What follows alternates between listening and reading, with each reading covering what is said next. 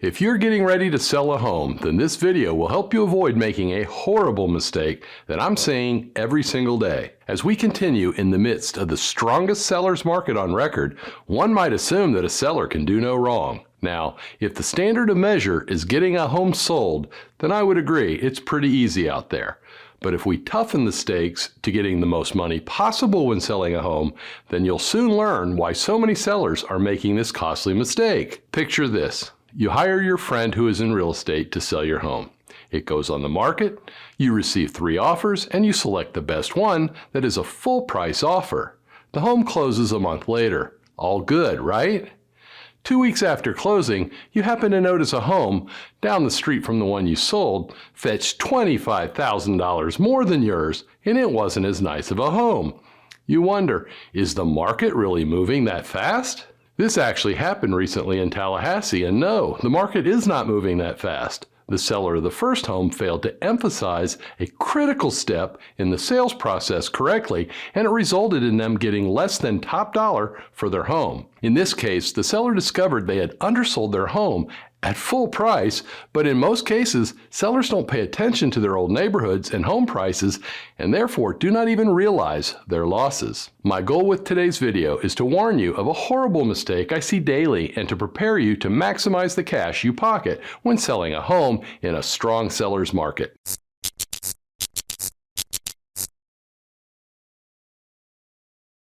Let's start off with a simple picture. This graph was prepared from Tallahassee housing market data, but what I'm hearing and reading from agents all around the U.S., similar data could have come from just about any other market.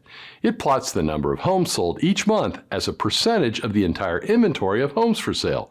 For example, if there were 1,000 homes listed for sale and 100 were sold in a month, we would see a yellow dot at the 10% level for that month. This graph starts in 2008 when the inventory of homes for sale was much larger than the beaten down rate of demand. Lending standards had changed and a great portion of the market of buyers had shifted over to the rental market as tenants.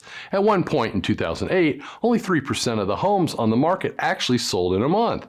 So what did that mean? That means for every 33 home sellers hoping to get rid of their homes, only 1 succeeded and 32 failed. It was a very tough time to be a home seller. But look at how the market healed over time. From left to right, we see that the percentage of successful sellers rose over time. By late 2016, the market was fairly balanced.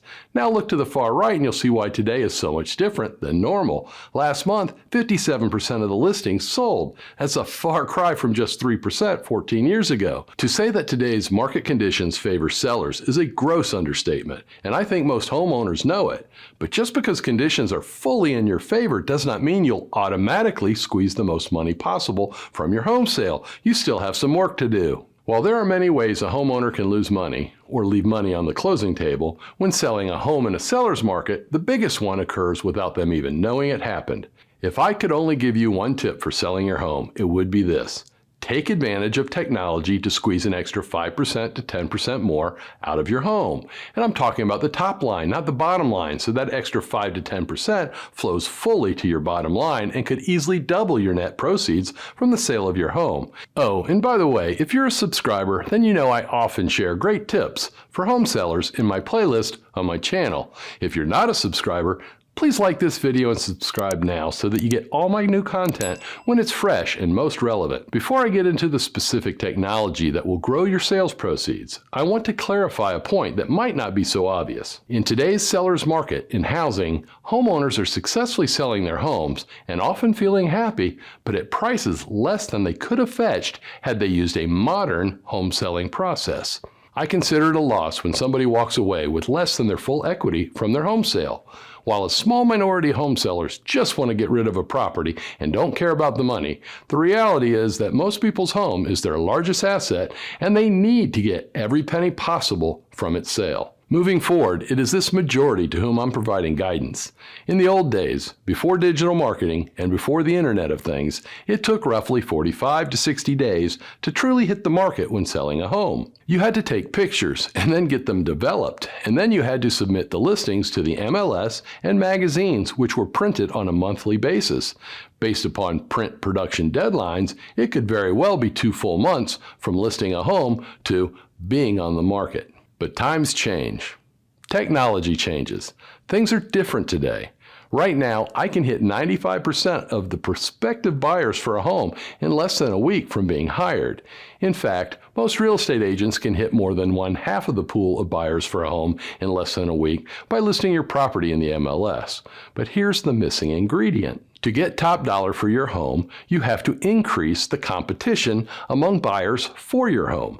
They have to feel and fear the competition from many other buyers in order to motivate a few of them to make crazy, well above asking price offers. To optimize the competition, it is critical that you do not surprise the market. Your home shouldn't be listed for sale in the MLS without, at the very least, 1 week of vigorous pre-marketing. It should be featured on the top Coming Soon website in your market area. It should be registered in the local MLS as a Coming Soon listing, and your real estate agent should be spending some money promoting your home on the major social media channels. Unfortunately, you will find that most agents do not pre-market real estate listings. I suspect the primary reasons that agents don't pre-market their listings correctly are that they have not been taught of its importance, or they don't want the extra work it requires, or perhaps they don't have the resources it takes to do it right. Regardless, do not hire an agent to sell your home until they fully explain how they will aggressively pre-market your home. Now, if you're a wise viewer questioning the value of pre-marketing during a hot seller's market, then consider this. Does Apple surprise the market and announce they have a new phone for sale? Does Mercedes put cars on lots as their first notice to the public that the new models are out? Does Intel keep quiet on their new chips until they've been released? No, no, and no. Technology, and specifically digital communications technology, allows us to get the word out before a product hits the market. This creates anticipation, but it also brings more buyers to the table at the same time. When a home hits the market without a strong pre-marketing plan, only the hyper-vigilant buyers know about it right away. And they make offers right away before everybody else hears about the home. Do you really want to restrict your marketing reach to just hyper-vigilant home buyers? Smart sellers use pre-marketing to ensure that the buyer who is willing to pay the most for the home knows that competition for the home is fierce. Now, let's go back to the beginning of this video where the seller who had 3 offers left $25,000 on the table. How did that happen? The home in question was one that could have generated as many as 20 offers from buyers. Now, 20 offers creates a lot of extra work for the real estate agent when compared to 3 offers, but it's absolutely beneficial for the seller for several reasons. Listing agents are people. Busy people. Some agents prefer to deal with fewer offers to keep things manageable. Sellers should not want manageable. They should want chaos. 2 offers is better than 1. 5 offers is better than 3. 20 offers is better than 5. 100 offers is better than 20. You get the point, right? For home sellers, more offers equate to more money. And not all offers come from viable buyers. Not all offers have the most favorable terms for the seller. And not all offers are written by experienced agents. Sellers have to trust what they're told by the buyer's agent. A good listing agent will work individual pieces of offers against each other. They will tell one buyer's agent, "We've already received a cash offer," while telling another buyer has removed all contingencies from their offer. We combine the terms of one offer with the terms of another offer to get the most motivated buyer to make the strongest deal possible for the seller. None of this is possible unless you create a buying frenzy. Pre-marketing a home is almost unheard of in most real estate markets, yet it's no different than treating the home like a new product in another industry with a well-published launch date. I have found that sellers who allow us to pre-market the home for at least 2 weeks get the strongest offers when they hit the market. Remember, it is critical for home sellers to avoid surprising the market by starting the process of selling with a listing in the MLS.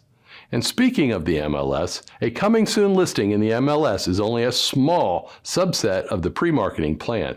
It alone does very little to pre-market a home. Pre-marketing a home gets the word out in mass prior to a home hitting the market, alerting as many prospective buyers as possible to its upcoming launch date. These buyers will see and feel each other's presence, and a feeding frenzy ensues. It is this feeding frenzy that brings the extra money to a home seller's top and bottom lines. Avoid the mistake of surprising the market. It will put more equity in your pocket when you finish at the closing table selling your home. It is not common to find a real estate agent who pre-markets properly, so put in a little extra effort finding your agent, and you'll be glad that you did. If you want to see recent videos about current housing market conditions, I've assembled a great playlist that you can view by clicking on the box on the top left corner of your screen. To see a popular video featuring my top 6 home selling tips, just click on the box below it. Please remember to like this video, check out the links below it, and subscribe to our channel so that you never miss anything.